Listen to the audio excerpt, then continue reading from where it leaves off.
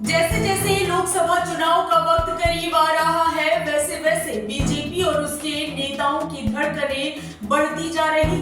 लेकिन इसी बीच धर्म और मजहब के नाम पर वोट मांगने वाली सरकार को चुनाव आयोग ने ऐसा बड़ा सदमा दिया है, जिसने मोदी और शाह से लेकर तमाम दिग्गज नेताओं की नींदें उड़ाकर रख दी, जिसके बारे में जानकर आप भी दंग रह जाएंगे। क्या कुछ निर्देश दिए गए हैं, आपको बताते हैं। नमस्कार, आप देख रहे हैं द न्यूज वायर, मैं हूं ऋचा कमल। दरअसल धर्म और मजहब के नाम पर वोट मांगने वाली सरकार पर अब चुनाव आयोग के अधिकारी नकेल कसेंगे।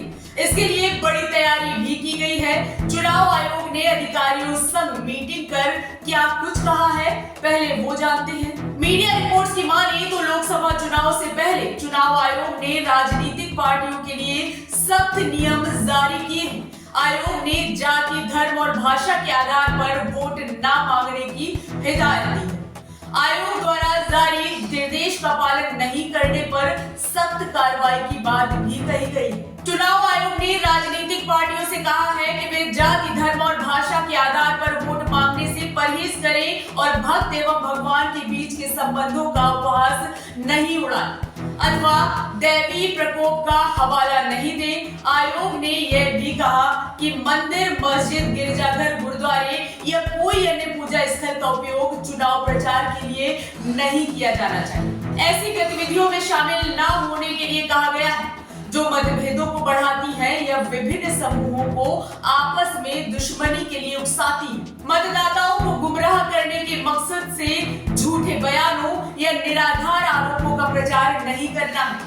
व्यक्तिगत हमलों से बचना है और राजनीतिक भाषण में मर्यादा बनाए रखना है। चुनाव प्रचार के लिए किसी मंदिर, मस्जिद, चर्च, गुरुद्वारा या किसी अन्य पूजा स्थल का इस्तेमाल नहीं किया जाना चाहिए। राजनीतिक दलों और उम्मीदवारों को ऐसे किसी भी कामों या बयानों से बचने के लिए कहा गया है जिन्हें महिलाओं के सम्मान और गरिमा में खिलाफ माना जाता है।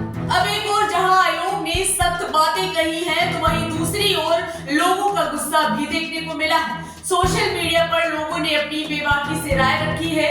एक यूजर ने ट्वीट में लिखा है कि सिर्फ स्टेटमेंट देने से कोई परहेज नहीं करेगा, इसके लिए सख्त होना पड़ेगा जो चुनाव आयोग हो नहीं सकता। एक और यूजर ने लिखा है कि धार्मिक पागलपन से देश नहीं चलता, संविधान में इसकी कहीं कोई जगह नहीं है, इसलिए धर्म का नाम लेना चुनावी सभा में भी गुनाह है। तो वहीं एक और यूजर ने ट्वीट करते हुए लिखा है कि लोकतंत्र में यह एक अच्छा दिशा निर्देश है, पर क्या ईएसआई स्वीप आपको लगता है कि इसका पालन राजनीतिक पार्टियां करेंगी? एक और यूजर ने लिखा है कि ये निर्देश सभी दलों के लिए है, यह सिर्फ विपक्ष के लिए। आपकी अपनी पार्टी बीजेपी अगर ऐसा करती है तो क्या एक्शन ले लेंगे आप? अगर ये नियम लागू हुआ तो आपकी कुर्सी तो गई, क्योंकि अधूरे राम मंदिर का उद्घाटन बीजेपी ने इसीलिए तो किया है ताकि चुनाव में जब भी विकास की बात हो तो इसकी आड़ ले ले। फिलहाल चुनाव आयोग ने तो अपनी बातें अधिकारियों के सामने रख दी हैं और सभी पार्टियों को निर्देश जारी किए हैं। अब आगे लोकसभा चुनाव में इस पर कितना अमल होता है, ये तो देखने वाली बात होगी। आपका इस पर क्या कुछ कहना है, कमेंट्स में हमें जरूर बताएं। वीडियो को लाइक करें, शेयर करें, चैनल को सब्सक्राइब करना बिल्कुल मत भूलिए। नमस्कार।